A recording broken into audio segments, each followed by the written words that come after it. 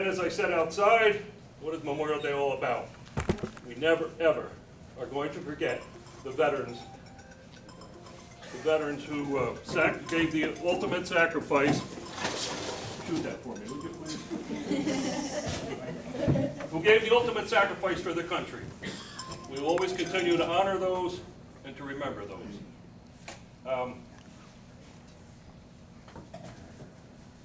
I'm going to start off this morning with, now this is going to be a little bit different than what we would normally do at Orange Square, obviously, but we'll start off with the Pledge of Allegiance, and I'm going to call up Fabrizio Morjan, the Marine from the naval ship, to lead us in the Pledge of Allegiance.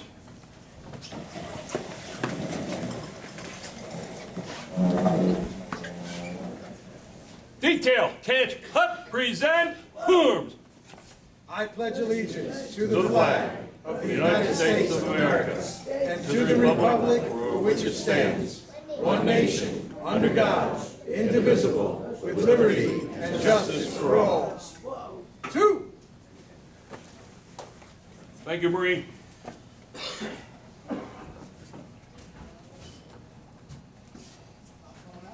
America's war dead. At ease, gentlemen, please sit down. America's war dead from 1775 to 2000, present day. Americans have lost their lives in some 83 wars and assorted military actions in the past 241 years. Most of the casualties occurred in a dozen or so major wars, but that does not lessen the sacrifice of those killed in the numerous and mostly forgotten minor expeditions in the far-flung corners of the globe. Whenever any American uniform is killed by hostile enemy action, it is meaningful, and that loss must be remembered and forever recognized. It's interesting to note that a small village in upstate New York between the Finger Lakes, the village of Waterloo, actually gets the credit for the start of Memorial Day. Memorial Day started as a result of the end of the Civil War. The South and the North together started leaving flowers on the graves of their veterans. This small community, and I believe Waterloo, the village of Waterloo, today has probably a population of about 5,000, give or take. They lost 58 of their sons in the Civil War. For a small community like that, you can see and understand, like I do, why they banded together to start the tradition, like the South and many other northern communities did, with the placing of flowers on their graves. In the absence of the mayor of the city of Port Jervis, I'm going to call up Councilman and Marine George Belcher to the podium. George?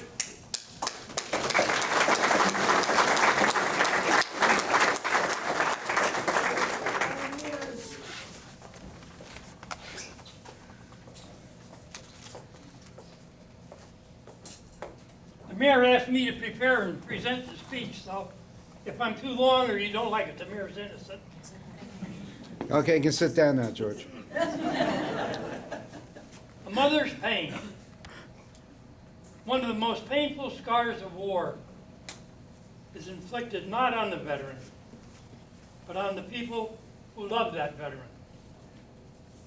John Hunter Wickersham was a 28-year-old doughboy who understood the anguish that his mother felt. The final stanza of his poem, "The Raindrops on Your Old Tin Hat," reads, "And fellows, she's the hero of this great big ugly war, and her prayer is on the wind across the flat, and don't you reckon maybe it's her tears and not the rain that's keeping up the patter on your old tin hat." The day after he wrote that poem, Second Lieutenant Wickersham was severely wounded in 4 places by a high explosive shell while he was serving with the Army's 353rd Infantry Regiment near Ligny, France. Before receiving aid for himself, he addressed the wounds of his orderly. Despite a severe loss of blood, Lieutenant Wickersham then continued to advance upon the enemy and fired his revolver with his left hand due to the wounds on his right hand. Finally, on September 12, 1918, John Hunter Wickersham, exhausted and bloodied, fell on the field of battle. For his gallantry, he was posthumously awarded the Medal of Honor. Wickersham's poem was about mothers, but it could just as easily have described the heartache of a wife, daughter, or sister. It could easily have described the anguish of a father, son, brother, or husband who have felt the loss of the 1 million American heroes who have died for their country while serving in wars from the American Revolution to the current war on terrorism. It is for these heroes that we gather here today. Lieutenant Wickersham made the supreme sacrifice in a war that America entered 1 century ago. It was supposed to be the war to end all wars. Tragically, it wasn't. Unlike past wars, the end of the war on terrorism will be less obvious. There will be no surrender treaty signed aboard a battleship or in the diplomatic conference room. While wars today may be less defined, one fact is crystal clear. Our enemies want us dead.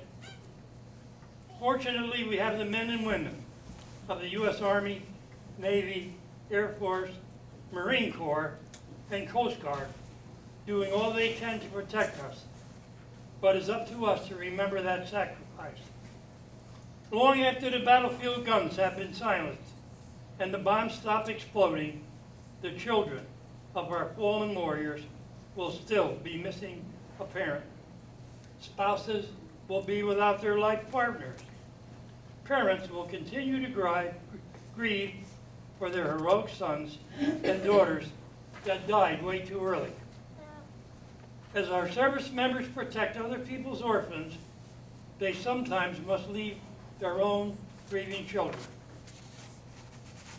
Little things that I took for granted when you were here seem priceless now. 14-year-old Jessica wrote to her father, Command Sergeant Major James Blankenbeckler, 2 days after he was killed in Iraq. I will miss you, Daddy, with all my heart.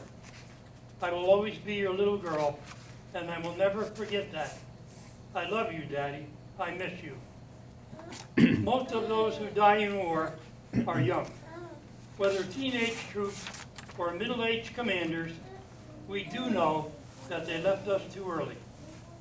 But can any of us who are living say that we accomplished more in our fuller lifespans than those we honor today? For what they lacked in time, they made up for in valor. Selfless bravery is not gained with experience, but an innate quality that is instilled into character, a process that usually involves strong parents or siblings. It is these special families that produce the outstanding men and women who have given everything for our freedom. These families are the fabric of our nation. Our fallen have given what Lincoln called their last full measure of devotion. They did it to serve America. They did it to serve us. As Scripture tells us, well done, my good and faithful servant. Well done. Let us live up to their sacrifice. May God bless them, and may God bless you for remembering them today. Thank you.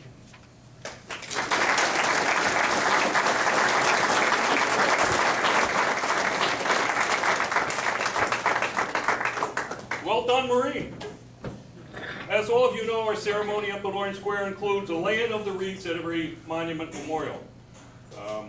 To include the Gold Star Mothers Monument, the Civil War Monument, the World War II Monument, the Korean War Monument, the Vietnam War Monument, the Disabled American Veterans Monument, and the War Against Terrorism Monument. We had a detail go up there earlier in the rain and lay the wreaths, so that has been taken care of. And thank you for the detail that did that. It's been really,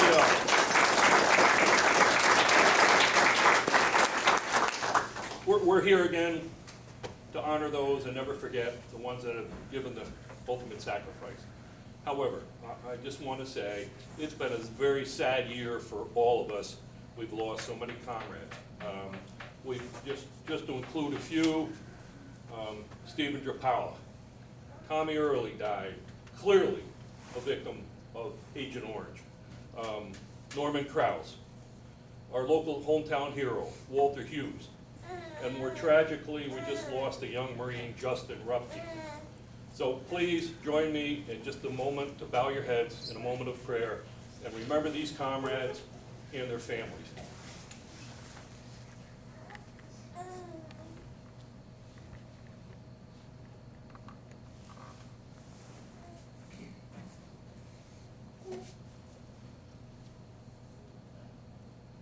Thank you. May they rest in peace. I want to thank everyone for coming. I'm told we have a whole table here from Eldred. Welcome. I hope to see you again. Please join us again. I see the Sons of American Legion here. I'm not about to forget them one more year. Because I have done that in the last few. And I'm not going to go through the crowd and try and thank everyone for coming. But again, a very generic and blank thank you, thank you, thank you. We appreciate you coming. We love to see you here. If we have nothing else, I'll call up the chaplain for 161 to give the benediction. You got somebody out there, Hank. Good night. Yes, I'd like to make a correction. I'm past commander of the 685. Jim Ballard is our commander. My apologies, Commander.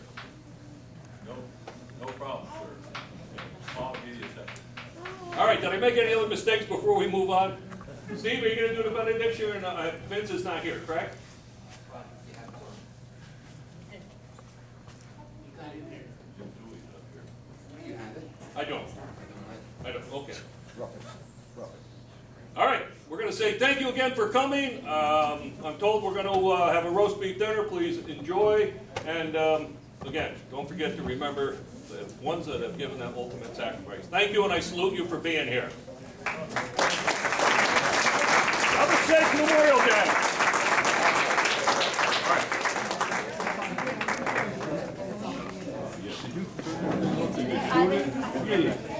Jervis, throw that thing in the garbage there. For a moment, all 40